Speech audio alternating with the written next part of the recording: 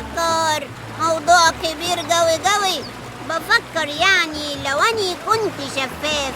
اوه داني كنت حامل عمايل ما حصلتش. كنت هتعمل ايه يعني؟ كنت لما هلعب كورة ولا أجدع مدافع يقدر يوقفني، داني كنت هعدي من جواه زي الشبح. بس لما يجي دورك وتبقى في حارس مرمى مش هتقدر تصد ولا كورة، الكور هتعدي منك يا شبح. أنا ما بجيبش جون أصلا عشان أني مهاجم مهاري.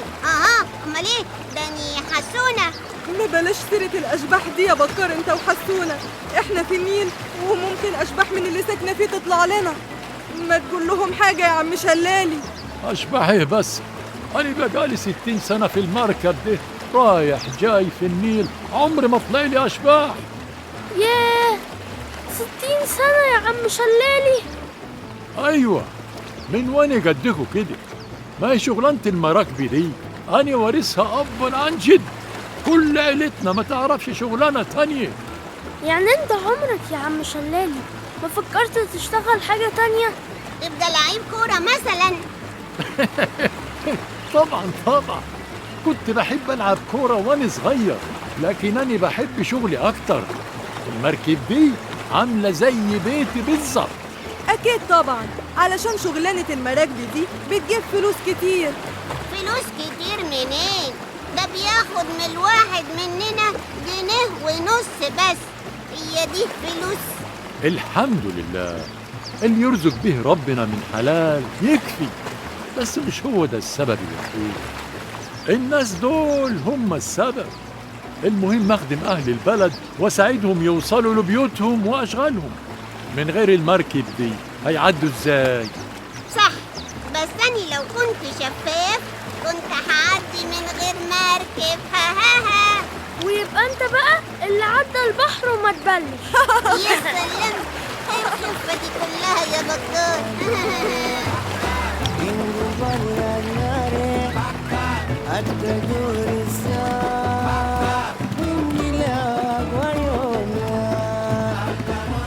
مع السلامة يا عم شلالي. مع السلامة يا أولاد، ربنا معاكم. عم شلالي ممكن تساعدني؟ طبعا يا بنتي. هتاخد كام على الصناديق دي؟ ولا حاجة يا بنتي، أنا عارف إن دي حاجات بتبيعها في السوق ويدوبك بتكسبي فيها كام جنيه تصرفيهم على أولاد، حاجة اسمك فيهم يعني. ربنا يخليك يا عم شلالي. شلالي، أيوة يا حاج. أنا عايز أروح أزور بيت العيان، بس معيش اللي يكفي الأجرة رايح جاي. ينفع تاخد مني أجرة مشوار واحد وأبقى حسبك بعدين؟ لا طبعا، أنا هوصلك رايح جاي من غير فلوس. ربنا يطمنك على بنتك. ربنا يكرمك يا شلالي، أصيل طول عمرك.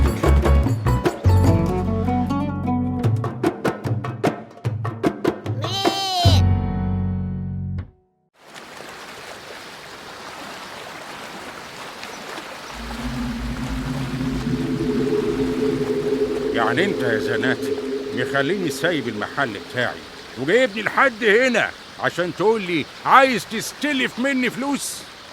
مان يا جابر، اتكسفت اقول لك كده قدام البياعين اللي شغالين عندك في البازار.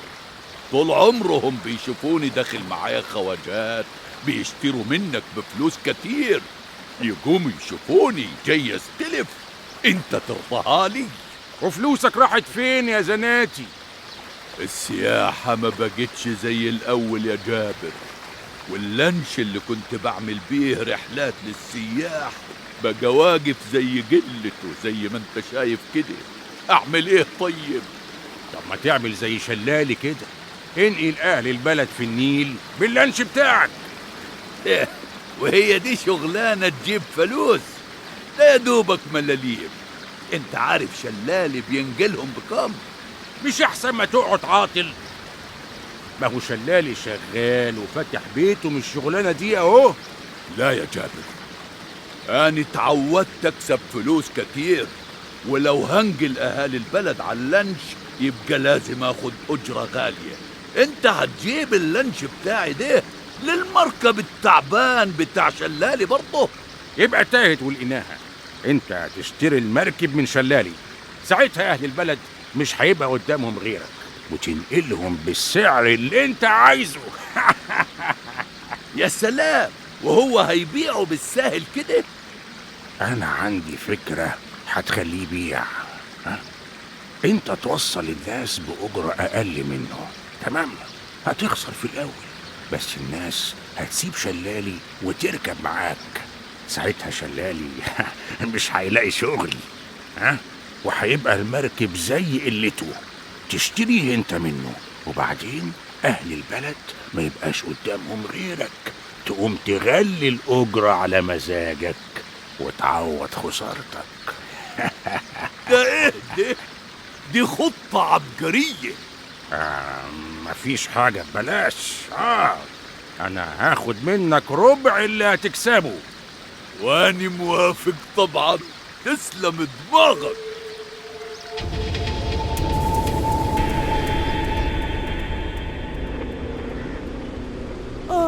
أني تعبان قوي.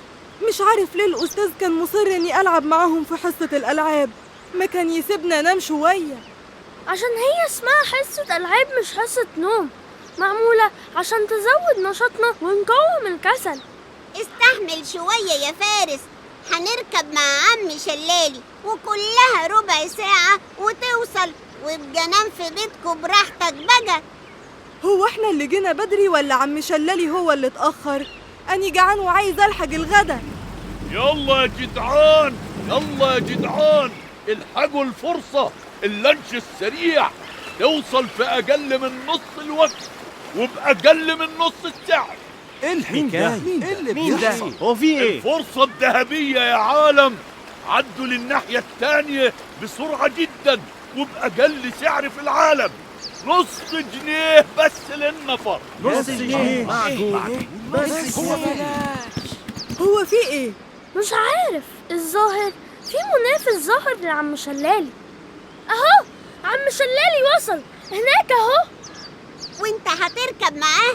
بيقولك بنص جنيه بس وفي أقل من نص الوقت.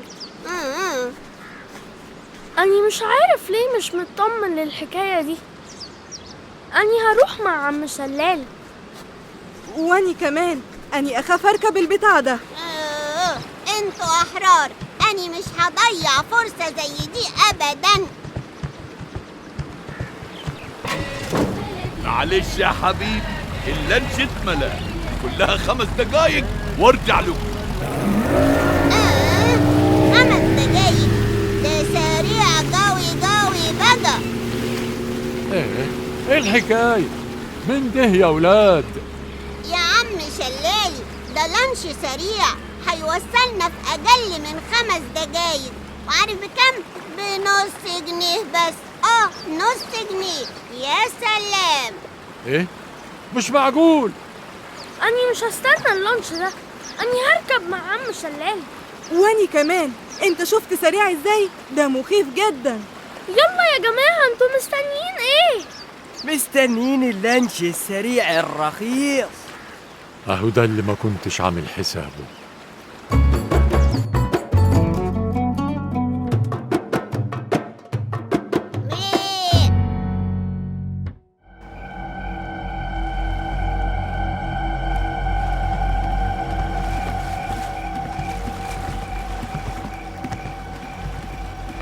ما اتفقناش على كده يا زناتي. خايف من ايه بس؟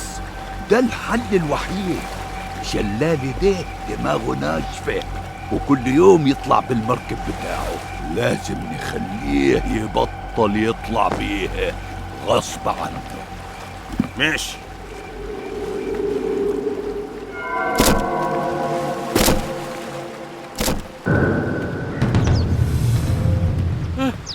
يا خبر، المركب.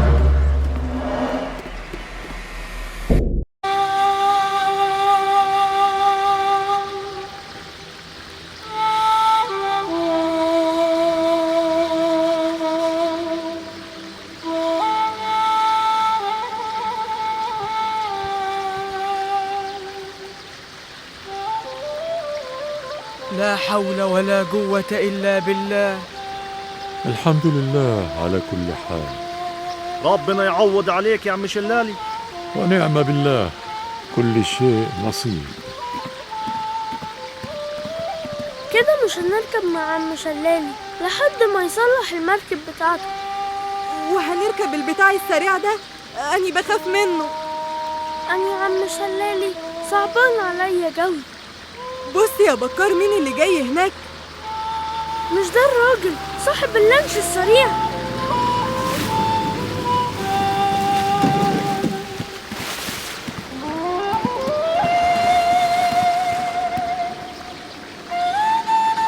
ايه اللي حصل ده بس؟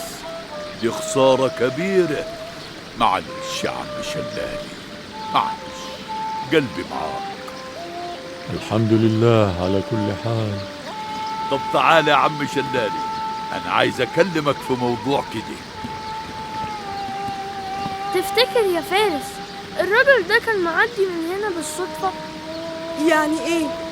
مش عارف يا بكار. أنا مش مطمن.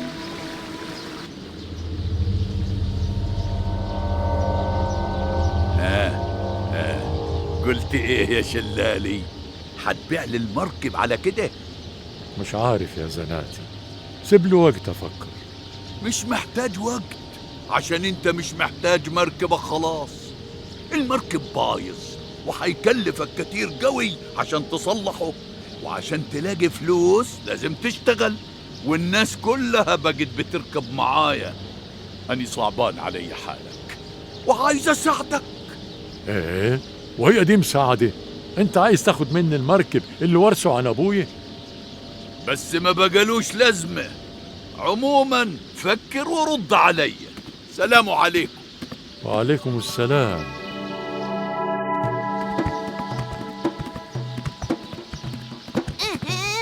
مالك يا فارس؟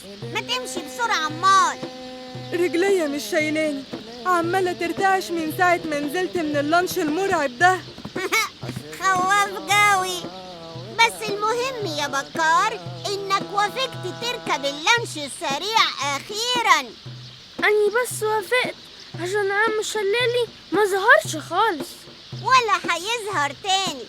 أصل اللانش أكل منه السوق. بقى ذكريات خلاص. بقى ذكريات. ترارارا. تصدق فكرة؟ فكرة؟ فكرة إيه؟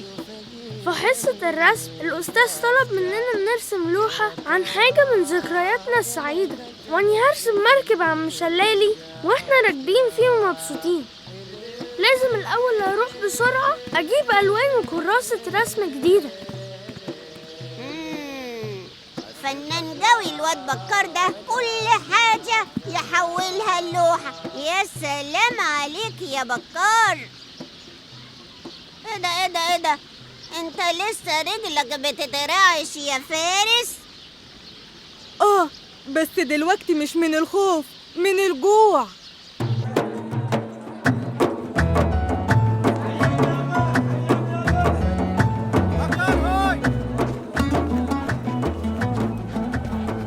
متهيألي جه الوقت ننفذ الجزء الثاني من الخطة يا جابر.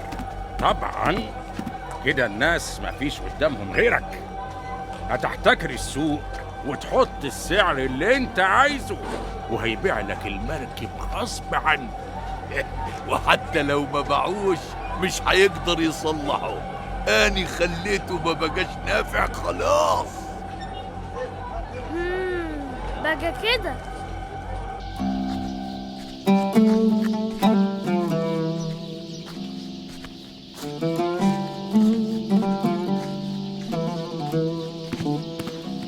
خير يا عم شلالي، ايه اللي حصل؟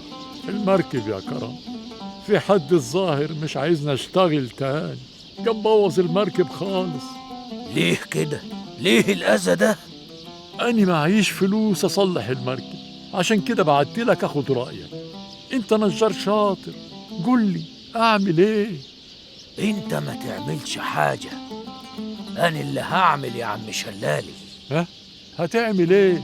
هصلح لك المركب ومش هاخد منك أجرة إيدي. لا، ازاي بس؟ ما ينفعش. لا ينفع. انت طول عمرك بتساعد أهل البلد، ويوم ما تحتاج المساعدة هتلاقينا كلنا في ظهرك يا راجل يا طيب. وابقى يا سيدي وصلني توصيلة مرة ببلاش لو مصر تدفع يعني. ربنا يكرمك، ألف شكر يا كرم. يلا وريني المركب فين.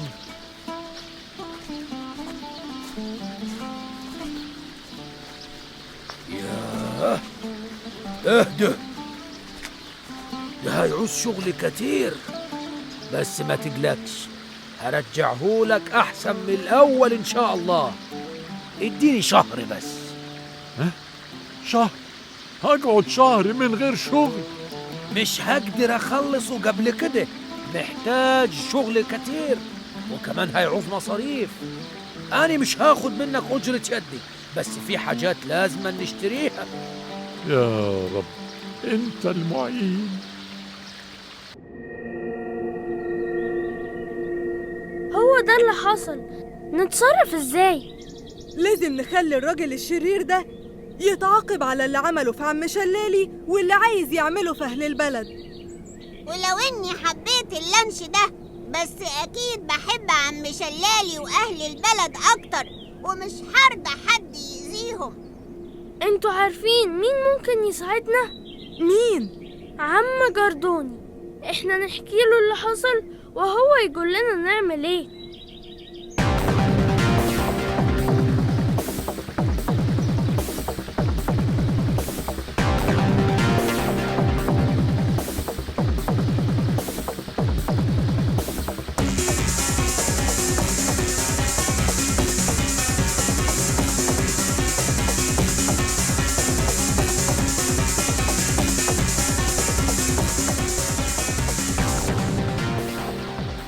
بص يا حضرات، الأجرة 10 جنيه.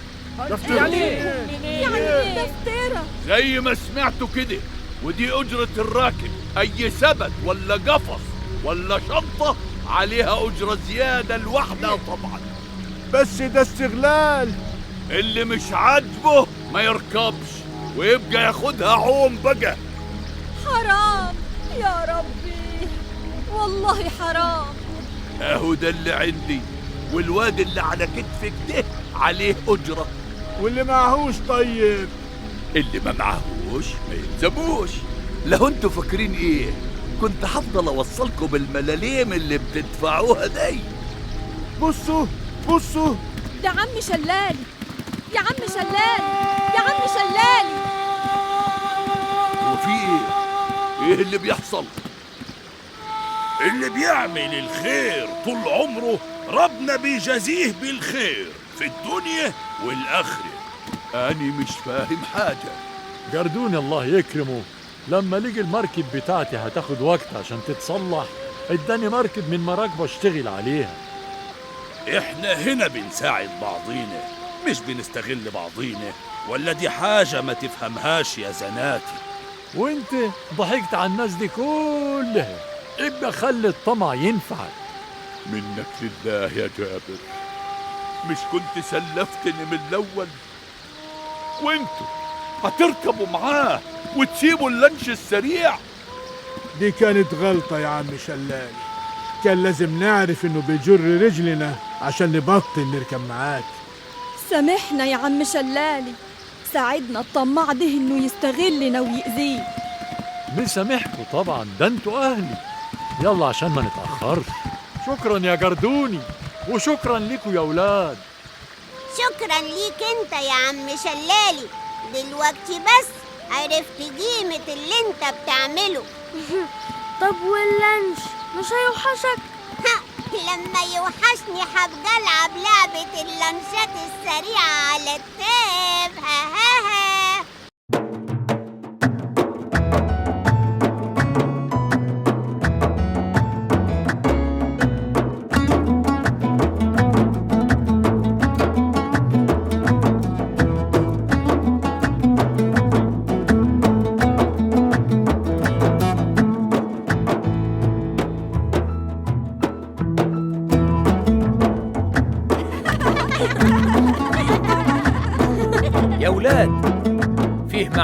واحد صاحبكو بقالكو كتير ما شفتهوش. مين ده؟ لا أني عارف. طب قول. لا مش هقول لك. مين؟ أنا عارف أنا كمان. بس بقى ما نشوف مين. اتفضل يا رامي. طبعا. شفتوا بقى؟ ها أني كنت عارف. إزيك يا رامي؟ أنت كنت فين؟ الحمد لله. بس انت ما كنتش بتلبس طاقية. رامي كان تعبان شوية، بس الدكتور قال له إنه ممكن يرجع المدرسة تاني. الحمد لله، وبقيت أحسن دلوقتي. الحمد لله يا بكار، بس لسه باخد العلاج. هو أنت عندك إيه؟ ها؟ عندك برد؟ لا، أمال إيه؟ وإيه الطاقية دي يا رامي؟ أنا عندي سرطان، ولابس الطاقية دي عشان العلاج اللي باخده وجعلي شعري. والسرطان ده معدي؟ يا حسونة. لا يا حسونة، ما تخافش، مش معدي. طيب سلامتك يا رامي. استعد بقى عشان تلعب معانا كورة. بعد ما تخلصوا لسه في حصة لازم نكملها. يوه، لازم يعني الحصة.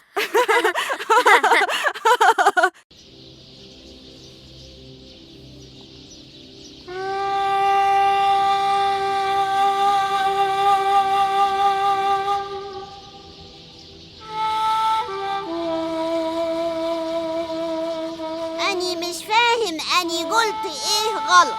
ها، أني سألته عادي، مش يمكن يكون يعني ماضي ولا حاجة؟ إيه فيها إيه؟ السرطان مش معدي يا حسون، بس ممكن ما يخفش. بجد بيتهيألي كده. طب ما رامي كويس اهو. كويس إيه؟ أنت ما شفتش شعره؟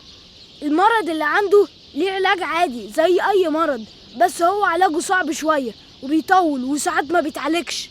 أني بقى هسأله بكرة إذا كان السرطان ده له علاج ولا لأ. لا طبعا ما تسألوش، والمفروض ما تتعاملش معاه كده. أتعامل معاه كده إزاي؟ أني كلمته عادي وقلت له تعالى العب معانا. إيه هقول له إيه يعني؟ ويلعب معانا إزاي وهو تعبان؟ ما هو قال إنه بقى كويس. ما هوش كويس، لسه عنده المرض. أني مش فاهم المفروض أعمل إيه. أكلمه عادي ولا لما يجي يقول لي ألعب معاكو أقول له لأ؟ هو في حاجة بتوجعه؟ معرفش. احنا محتاجين نفهم.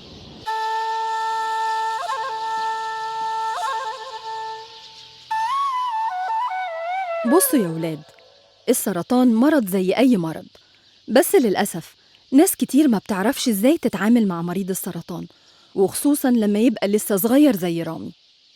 رامي مش صغير، رامي جدنا. أنا أسفة، مش قصدي أقول إنه صغير بالنسبة لكم.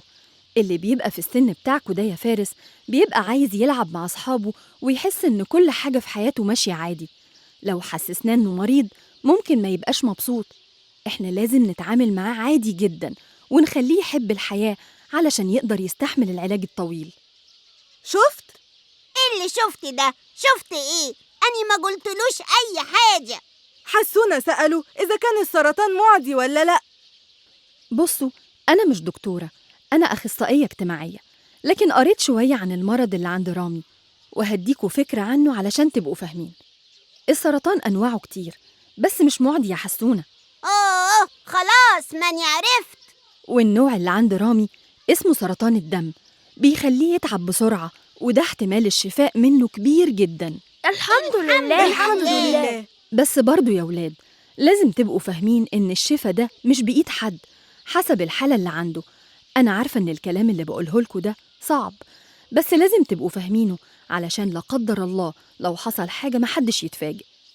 الحياة والموت بإيد ربنا سبحانه وتعالى، وكل اللي أهل رامي يقدروا يعملوه إنهم يعالجوه كويس، وإحنا ما نحسسهوش إن عنده مشكلة. يعني ما نسألوش عن حاجة؟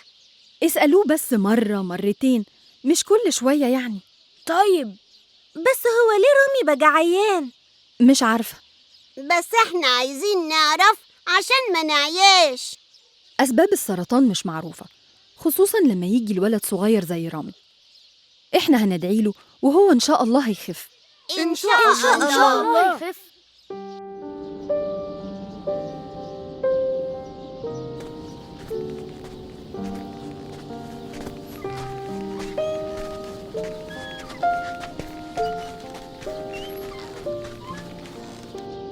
رامي، انت زعلت مني يا رامي؟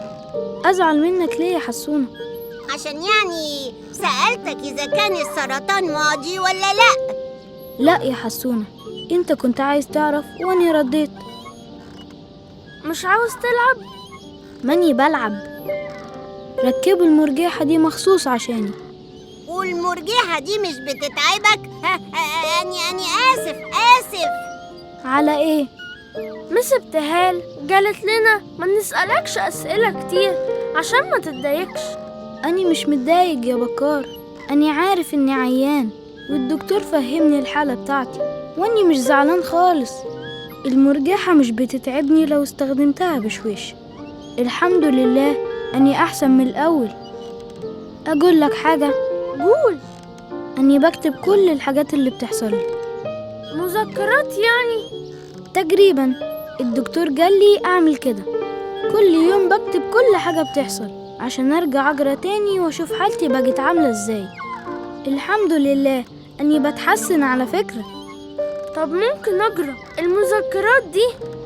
هبقى أديها لك بس لما أخلصها الأول. طب تعالى يلا اقف جون. لا مش للدرجة دي يا حسونة. كده. طب هات لفة بالمرجيحة. انت عايز ننزل ألعب عشان تتمرجح انت شوية؟ ودي عاوزة سؤال. طب تعالى يا حسونة.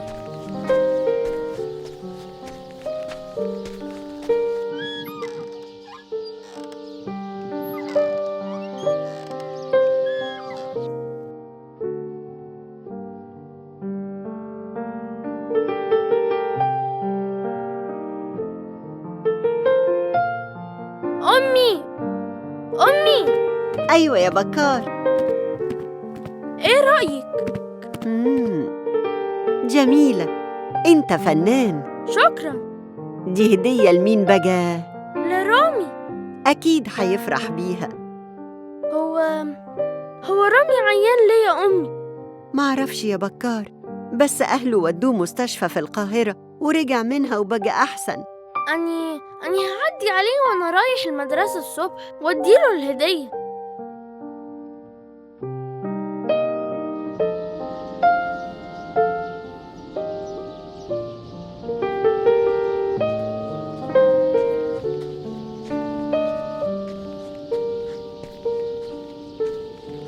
رامي هوي يا رامي.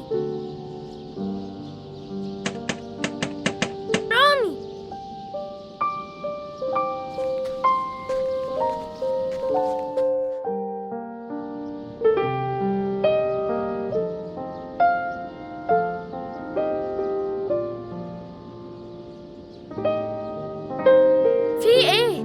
مالكو؟ رامي ماله؟ تعب تاني امبارح بالليل ونقلوه على المستشفى في القاهرة.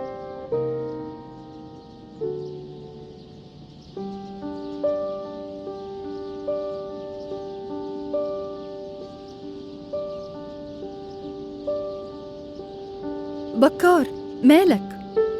زعلانة عشان رامي، أني كنت جايب له الهدية دي. معلش، ربنا يشفيه. في حد باعتلك دي، ابقى بص عليها. طيب.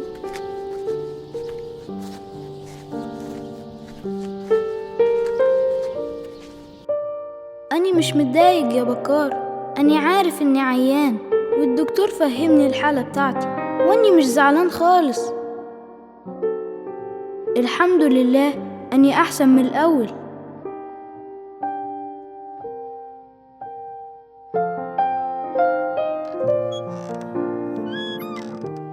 ركبوا المرجحة دي مخصوص عشاني.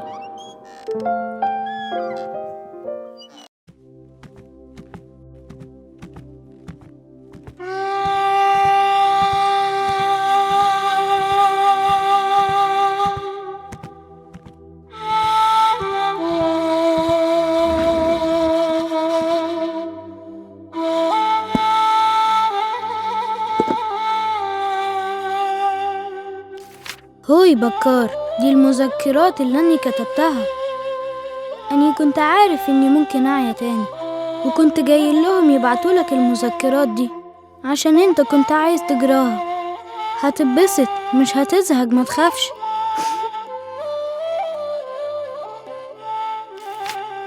اليوم الأول عرفت امبارح إن عندي سرطان في الدم. الدكتور راجل طيب جدا وقال لي إن في احتمال كبير إن أخف. أمي كانت زعلانة جوي وأبويا كمان، بس أني ما كنتش زعلان ولا خايف لأنه مرض زي أي مرض. أني كنت بس زعلان عشان زعلهم. اليوم التاني سافرنا ورحنا مصر.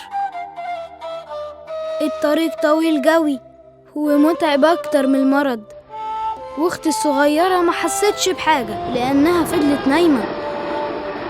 لما قابلت الدكتور في مصر قال لأبويا وأمي أول حاجة المفروض نعملها إننا نتكلم عن المرض من غير ما نبقى خايفين منه.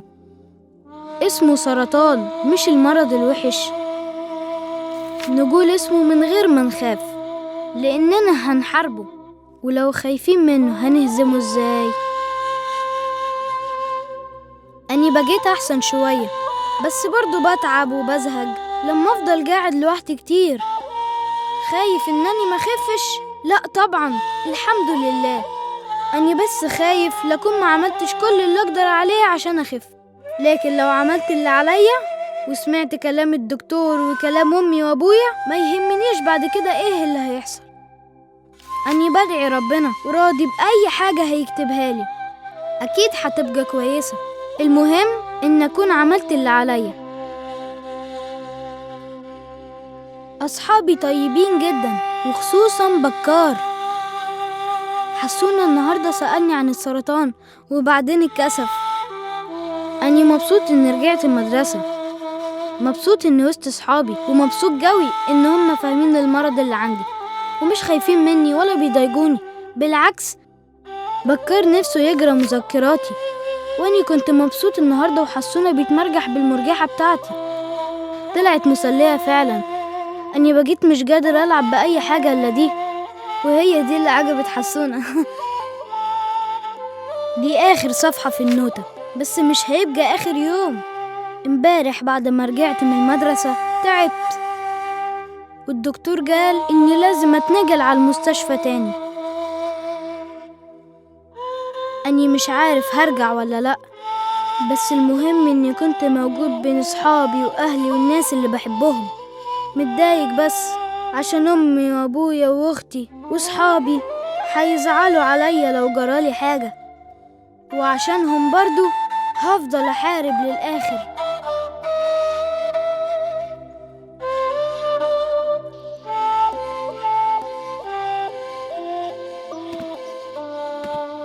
في ايه يا بكار؟ مالك؟ سايب أكلك وسرحان في ايه؟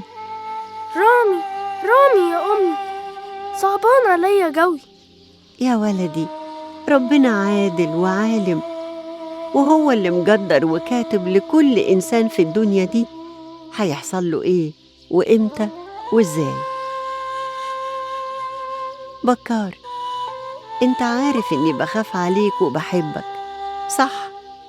أيوة. ربنا سبحانه وتعالى بقى هو اللي خلقنا وبيحبنا أكتر من أي حد في الدنيا، وأكيد ليه حكمة في كل حاجة بيعملها. بس أني خفت من السرطان ده. أول مرة أحس إني مش قادر أساعد حد، وبالذات إن الحد ده صاحبي وبحبه. ادعيله يا بكار إنه يخف، وإن شاء الله ربنا هيستجيب لدعائك. يا رب اشفي رامي صاحبي واشفي كل العيانين. بس أني جاتلي فكرة.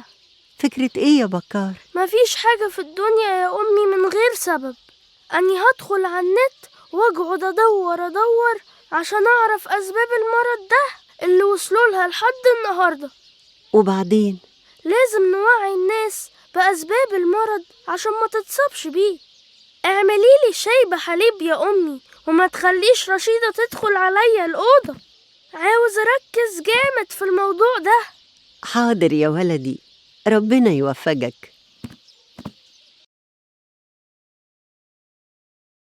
يا رب ساعدني.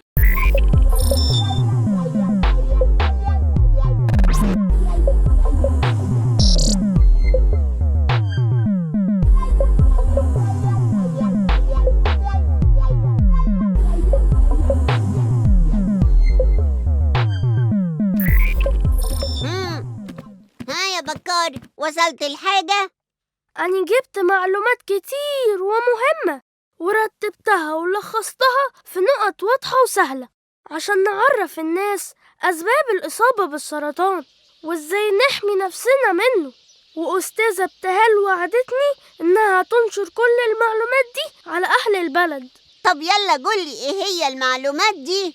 أولاً أنا كتبتها بالعامية عشان كل الناس تفهمها. طب وسع كده شوية يا بكار لما أشوف هفهمها ولا لأ. ماشي، أهي فرصة نتأكد إنها بسيطة ومفهومة. إزاي نبعد عن أسباب الإصابة بالسرطان؟ 1. التدخين السلبي. أكتر من 70% من المصريين بيتعرضوا للتدخين السلبي وده خطر جدا. 2. المبيدات. التعرض للمبيدات بيضاعف 10 مرات احتمالية إنك يجيلك سرطان. 3. الأواني المخدوشة. إيه ده بقى؟ يعني الحلل والقلايات يا حسونة. يا خبر. أيوة، دي خطر جوي، لازم ما تكونش مخدوشة. 4. الأواني البلاستيك. ودي بقى حكايتها حكاية يا حسونة. إزاي يعني يا بكار؟ بص اجرى. أما تلاقي العلامة دي اللي على شكل مثلث جواها رقم 1 ودي بتبقى محفورة على أغلب أزايز المية والعلب البلاستيك الخفيفة الطرية، معناها إنك تستخدم الإزازة البلاستيك دي مرة واحدة بس، ما تقعدش تملاها وتعيد استخدامها تاني، وكمان ما تعرضهاش للشمس. أما رقم 2 فهو نوع كويس من أأمن أنواع البلاستيك وموجود في علب اللبن والشامبو ولعب الأطفال.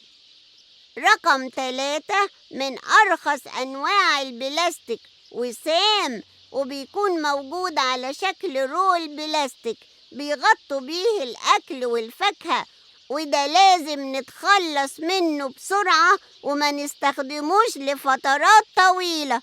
يا خبر يا خبر. كمل قراية يا حسونة. طيب هكمل يا بكار. رقم 4 بيستخدم في الأكياس وبيكون آمن شوية. رقم 5 ده بقى أفضل أنواع البلاستيك ومش مضر أبدا وبيتحمل كل درجات الحرارة، ساقع وسخن. رقم 6 ده خطر وغير آمن. وأخيرا رقم 7 بيبقى خليط من كل أنواع البلاستيك والأأمن نتجنبه. مالك في إيه؟ أبدا، كنت بس عايز أعرف الإزازة البلاستيك أو العلبة لما عاوز أستخدمها كذا مرة المفروض يكون محفور عليها رقم كام؟ 2 و4 و5 وأحسنهم رقم 5. ماشي. خلاص كده ولا لسه في حاجة تانية؟ لا لسه. الكسل وعدم الحركة من أسباب السرطان، وعشان كده لازم تتحرك وتعمل نشاط وتلعب رياضة. حاضر. سبب تاني من أسباب الإصابة بالسرطان هو الأكل اللي مش صحي، يعني لازم ناكل خضار وفاكهة ويكونوا طازة. إيه رأيك؟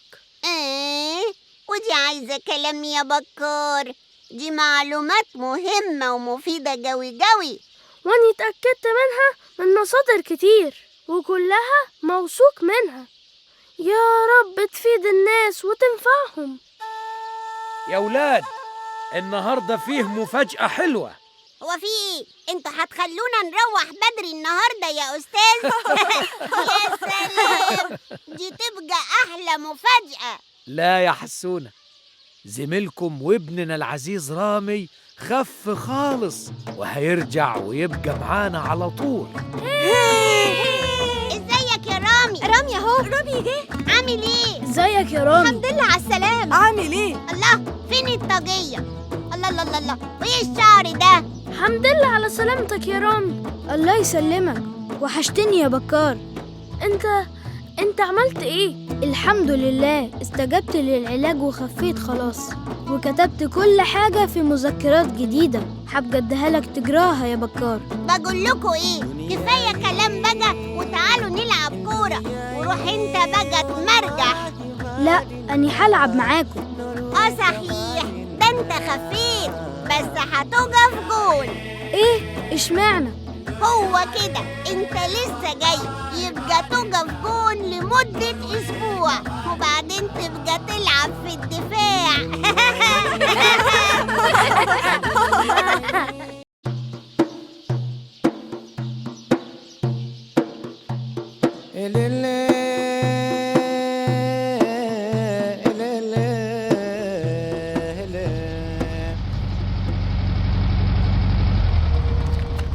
الحمد لله على السلامة يا كبير.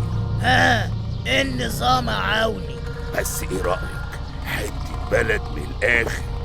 هنا بقى هتقدر تعمل اللي انت عايزه، ومفيش أي حد هيعمل لنا مشاكل. دول ناس عايشين في حالهم، ولو حد ضاع هيعملوا شوية قلق وخلصنا، ولا هيعرفوا احنا مين ولا منين. 100 100. والعيال نظامها ايه؟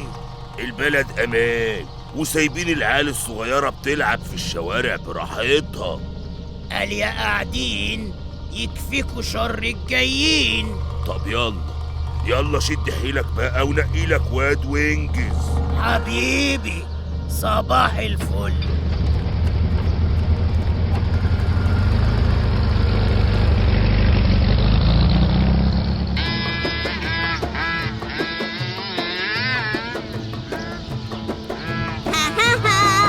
عربيتي اسرع من عربيتك يا بكار. لسه السباق ما خلصش يا حسونة، لسه فاضل لفة. انتوا بتشجعوا مين؟ انتوا مش شايفين انا فين وهو فين؟ طب اهو واهو، وخدوا عندكم دي كمان.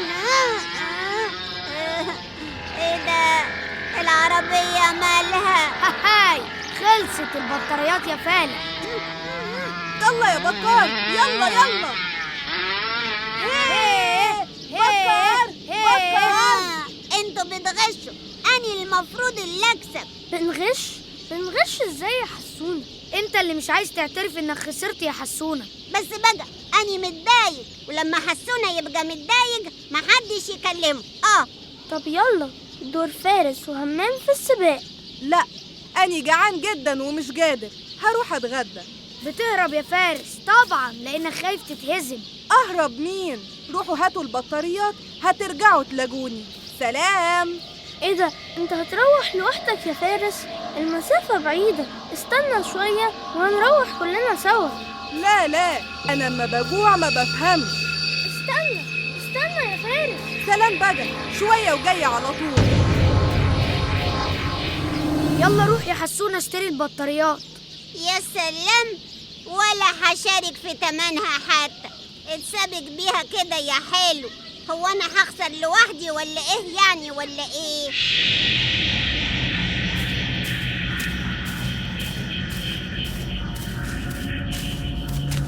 بقول لك ايه يا حبيبي، مش عاوز تشتري حاجات حلوة؟ لا شكرا، أصلي رايحة أتغدى. انت حظك حلو، ده انا معايا حاجات حلوة ما حصلتش. تعالى بس دوق، تعالى. معلش، أصلي لازم ألحق أروح، وبعدين أني مفيش معايا فلوس. طب بص، دوق واحدة ببلاش، ولو عجبتك أديك عرفتني، وابقى اشتري مني بعدين. أني عايزة أدوق طبعا، بس أني أمي قالت لي ما كلش حاجة من الشارع. وهي دي حاجات من بتاعة الشارع؟ ده أنا ببيع حاجات حلوة مستوردة. إذا كان كده متهيألي ممكن أدوق. ماشي، هي فين؟ هناك اهي في العربية. ها؟ يلا بينا، ما تخافش. أصلاني بصراحة المفروض ما كلمش حد ما عرفوش. تلاقي أمك برضو اللي قالت لك كده. أيوة صح. أنا عمك مرجان، وإنت اسمك إيه؟ اسمي فارس. خلاص كده أنا ما بقتش غريب ولا أنت كمان. تعال بقى اختار لك واحدة. اتفرج بقى ونقي اللي تعجبك منهم، بس واحدة بس. ياه، دي حاجات حلوة جدا.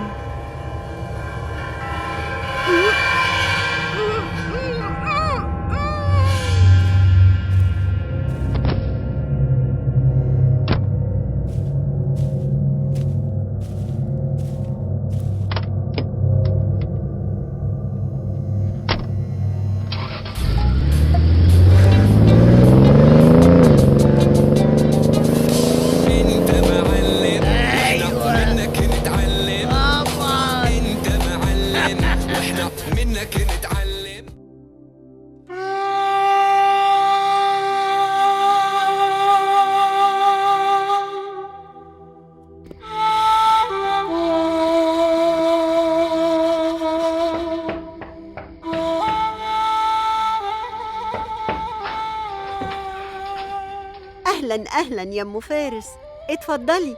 فارس ولدي عندك يا أم بكار؟ فارس يا بكار، بكار. أيوة يا أمي.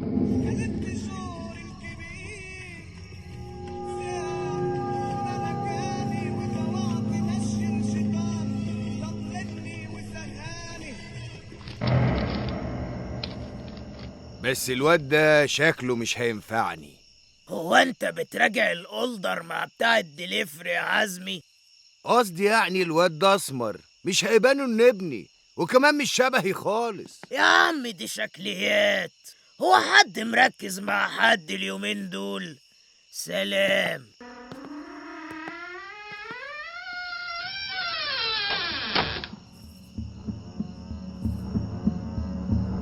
اتفرج بقى ونقي اللي تعجبك منهم، بس واحدة بس. فين يا عم الحاجة الحلوة اللي ببلاش؟ ها؟ ايه ده؟ أني فين؟ ها؟ افتحوا الباب، الحقوني. الحمد لله على سلامتك يا حبيب. ها؟ الله يسلمك.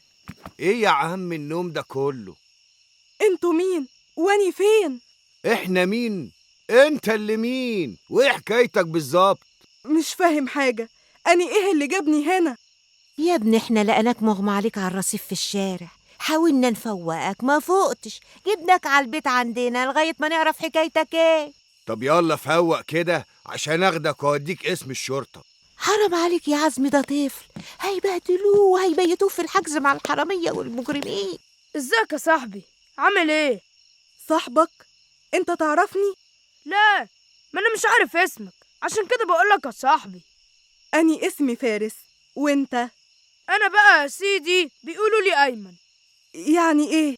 اسمه ايمن، ودي ياسمين ولادنا، وده عزمي جوزي، وانا اسمي عنايات. طيب أني متشكر جدا انكم ساعدتوني. انا يمكن بس كنت جعان جوي واغمى عليا من كتر الجوع، بس خلاص يلا روحوني بيتي، زمانهم جلجانين عليا جدا. وانت بيتك ده فين؟ أني حافظ النوبة كويس، يلا بس واني هوريهولكوا. نوبة؟ نوبة ايه؟ يا ابني احنا هنا في القاهرة. ايه؟ ازاي؟ ياه، النوبة دي بعيدة قوي. أصلاني له أي حاجة أكلها يا عنايات.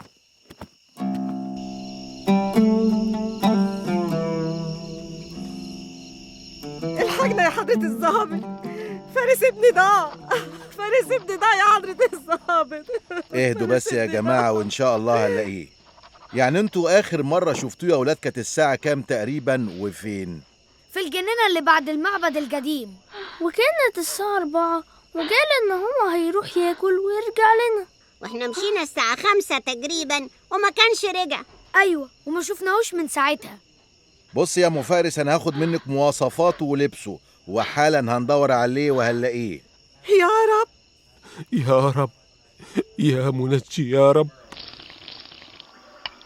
يعني أني هروح إزاي؟ تروح؟ دي تذكرة القطر بفلوس يام، واحنا ما عندناش فلوس خالص. إيه؟ طب وبعدين؟ أمرنا لله، يقعد معانا يومين 3 لغاية ما نحوش شوية فلوس نروحوا بيته بيهم. حنين وقلبك طيب طول عمرك. هنعمل ايه بس؟ الواحد عنده عيال وبيخاف ربنا. طب أكلم أهلي في التليفون أطمنهم. ما عندناش تليفون. نتصل من أي كشك في الشارع. ما قلتلك معناش فلوس. الله الله الله الله، الواد ده غلباوي قوي وهيتعبنا. اوديه القسم بقى ونخلص من المشكلة دي. لا عشان خاطري يا عزمي بلاش. لا وديني الجسم واني هتصرف. اوعى تقول كده تاني، هيقعدوك في الحجز يمكن شهر واكتر لغاية ما يوصلوك لأهلك. لا الشرطة هتساعدني. خلاص تهت ولقيناها، احنا ننده أمين الشرطة جارنا وهو يتصرف معاه. أمين شرطة مين اللي نجيبه هنا؟ انت اتجننت يا عنايات. أمين الشرطة جارنا حسنين. ايوه حسنين، أمين الشرطة. هروح عند أهله.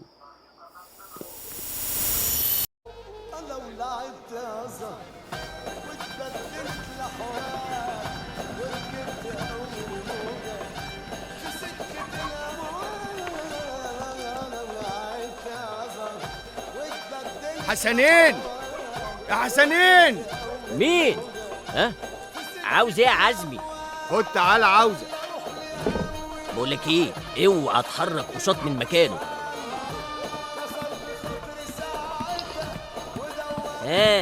قول.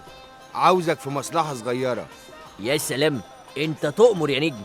يا باي عليك. خد. ايه ده؟ 10 جندي بس؟ مش احسن من قعدتك على القهاوي؟ طب انجز. هعمل ايه؟ هتعمل امين شرطة. مش فاهم. هتمثل انك امين شرطة وهقول لك كلمتين تقولهم لواد وشكرا، بس عاوزك تسبق الدور على الاخر. واد مين؟ واد جديد احنا خاطفينه. ايه؟ انت اتجننت يا عزمي؟ بتخطف عيال قدامي على اسمي يا مجرم قدامي. ولا حسنين. ايه رايك بقى؟ عجبتك؟ لا امين شرطة بصحيح. طب يلا ايدك بقى على 10 جندي كمان. هديلك بس بعد ما تخلص. طب وانا هقول له ايه؟ مفيش، هتخوفه من العساكر والظباط. مش فاهم.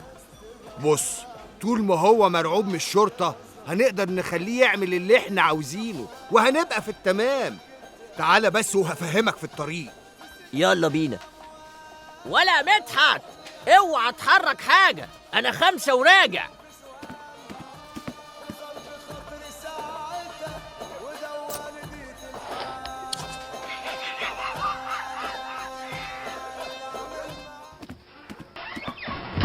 خلاص عرفت هتعمل ايه؟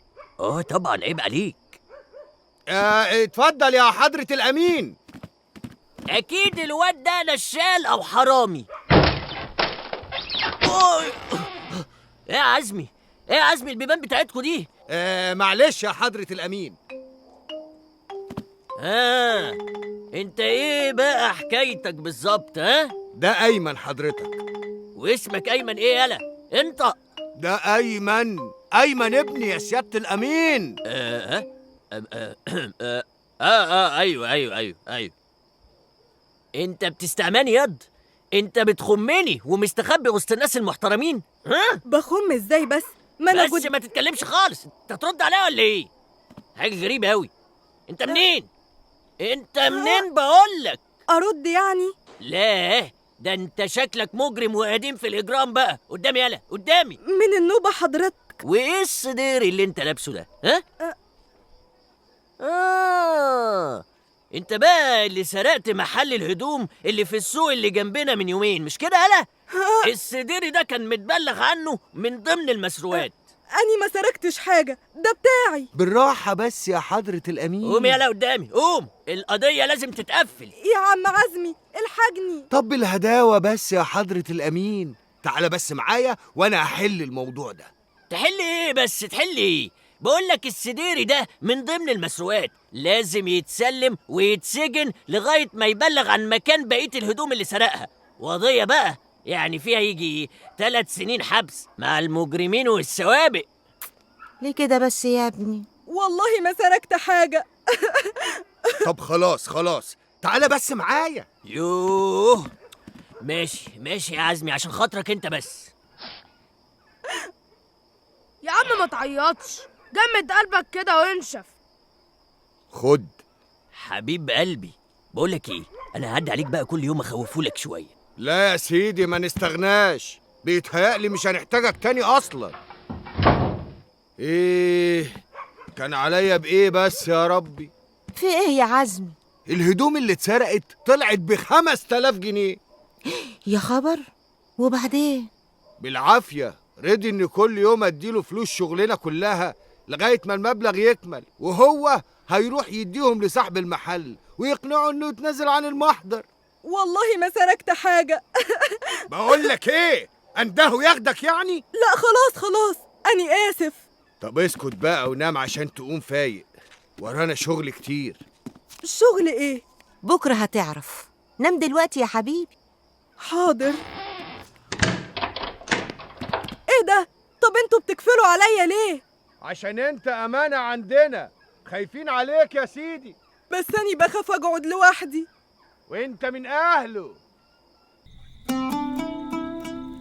هاي يا خالة، طمنينا. مش موجود برضه في المستشفى دي. وبعدين بقى احنا دورنا في كل المستشفيات اللي في البلد ومالوش اثر. يا حبيبي يا ابني، يا ترى انت فين يا ضنايا؟ ما تقلقيش يا خالة، أني جاتلي فكرة. تعالوا معايا. على فين؟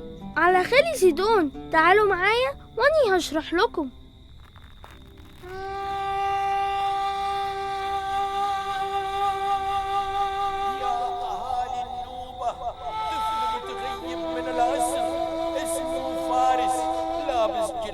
زيتي وسديري برتقالي، لو حد شافه النهر ده او عنده اي معلومات عنه يروح للقسم فورا.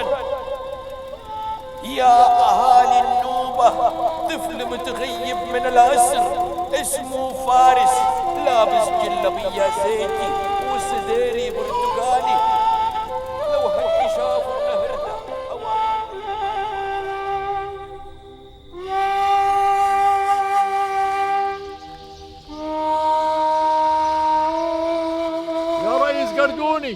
يا ريس جردوني. ايوه يا عم محمود.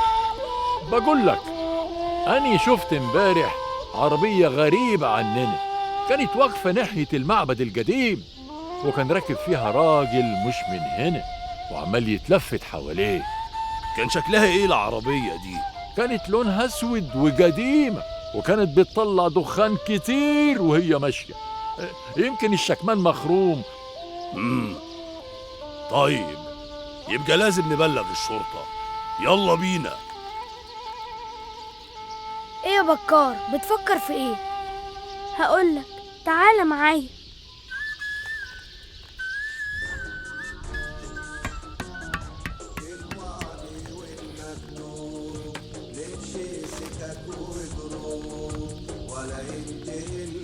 هو يا عم كامل. مين؟ هاي بكار. ايه شارين عجلة عايزين نصلحها لكم؟ لا، فارس صاحبنا مش لاقيينه وخايفين لا يكون اتخطف. وعم محمود شاف عربية سودة قديمة كانت واقفة جنب المكان اللي كنا بنلعب فيه، وبيقول إن شكمانها كان بايظ. يا ترى شفتها؟ ايوه، وعارف الراجل اللي كان سايقها ده جالي وانا صلحت له الشكمان.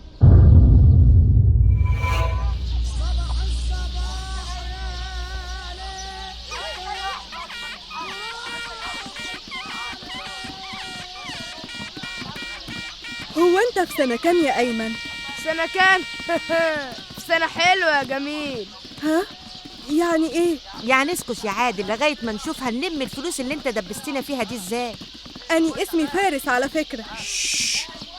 اسمك عادل، انا قلت للامين كده امبارح عشان اداري عليك وما يعرفش يدور وراك.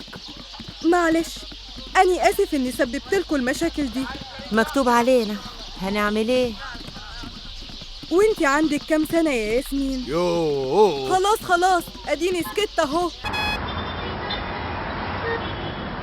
يلا ادينا وصلنا الشغل اهو. هشتغل انا بياسمين وانت خدي عادل وايمن يشتغل لوحده. إيه ده؟ هما مش هيروحوا المدرسة؟ لا، واخرس بقى بدل ما اسلمك لامين الشرطه. احنا بنحاول نلم لك فلوس الهدوم بدل ما تتسجن. خلاص يا عزمي، تعالى معايا يا حبيبي. هو احنا هنعمل ايه؟ هنبيع مناديل.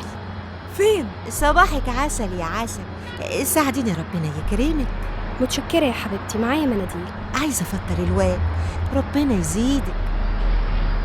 خد يا حبيبي.